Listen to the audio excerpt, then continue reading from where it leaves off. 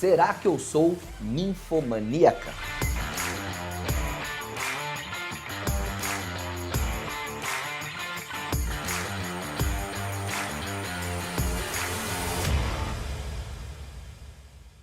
Fala meninas, tudo bom? Pra quem não me conhece, eu sou o Dr. Bruno Jacó, esse é o Geneco Sincero, o maior canal de saúde íntima do mundo. E vamos lá, há muito tempo atrás eu fiz uma entrevista nesse canal aqui com uma ninfomaníaca, eu vou até deixar o card pra vocês clicarem, que acho que é um dos vídeos mais vistos do canal. Eu entrevistei ela justamente com o intuito de explicar o que eu vou explicar no vídeo de hoje pra vocês, que é entender o que algumas pessoas me perguntam, porque muitas mulheres chegam aqui e falam: Ah, doutor, eu gosto muito de sexo, eu gosto, nossa, eu dou um trabalho pro meu marido, ele já até pede pra eu não procurar ele, que ele tá cansado, que eu fico querendo toda hora, todo tempo, e eu tô com medo de ser viciada nisso. Pessoal, primeira coisa, quando a gente fala em vício, a gente tem que fazer uma definição do que são os vícios, tá? E um vício é tudo que vai atrapalhar o funcionamento da sua vida no geral, em detrimento das suas atividades do cotidiano. Então vamos supor, aquela pessoa que deixa de trabalhar pra transar, aquela pessoa que esquece de buscar o filho na escola porque estava transando, aquela pessoa às vezes que trai o marido porque ela não consegue se controlar e às vezes acaba com a família,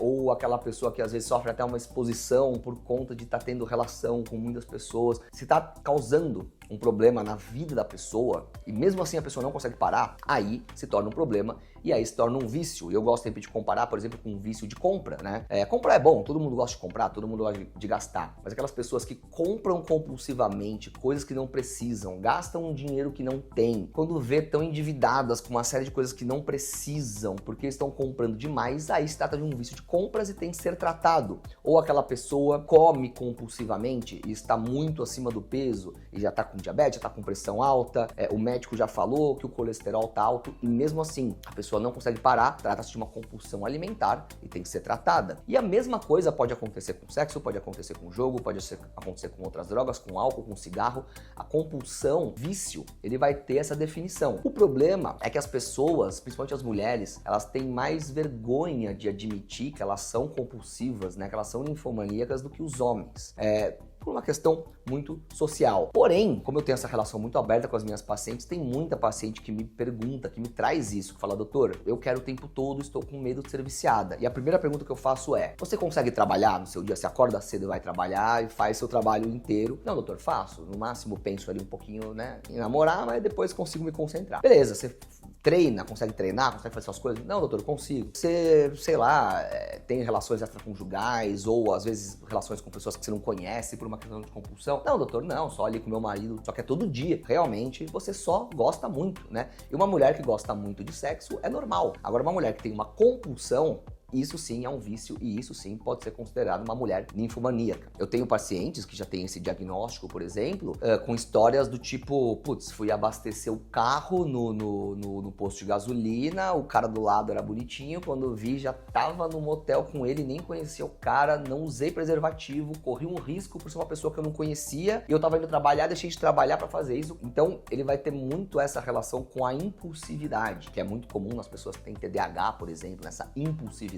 A pessoa não pensa antes de fazer as coisas. Beleza, o cara era bonito, mas pensa um pouquinho, né, nos riscos que você vai correr. Quando a pessoa não pensa nesses riscos, a gente tá falando de impulsividade. E também temos que falar do pós. Vamos supor que você, de fato, conheceu um cara bonito, ficou com ele, transou, ficou legal, depois vocês trocaram o telefone, saíram, começaram a namorar, maravilha, não tenho problema nenhum com você transar no primeiro encontro. Porém, o que vai configurar o vício é que a pessoa, depois de fazer, ela meio que ela cai na real. Aí ela começa a se sentir suja, ela começa a se sentir mal, ela não quer falar com aquela pessoa, né? Às vezes o cara até procura ela, mas ela não quer dar o número, ela não quer conversar mais com ele, ela se sente mal. Por quê? Porque quando a gente vai falar de vício, a gente vai falar em dopamina. E algumas pessoas não têm uma liberação, uma produção natural de dopamina muito boa, e aí elas vão procurar dopaminas em pequenas coisas do dia. Por exemplo, no sexo. E principalmente um sexo arriscado, com uma pessoa desconhecida. São coisas que vão gerar dopamina. E a dopamina, ela é algo viciante. Por exemplo, quando você vai pular de paraquedas, ou quando você corre uma maratona, você tem uma alta liberação de dopamina, por isso que pessoas correm maratona, por exemplo. Quando cai, a pessoa quando tá buscando, quando ela tá às vésperas ali da relação sexual, ela tá liberando dopamina, então ela tá gostando daquela situação, mas depois que termina, caem os níveis de dopamina e ela entra até num estado meio depressivo.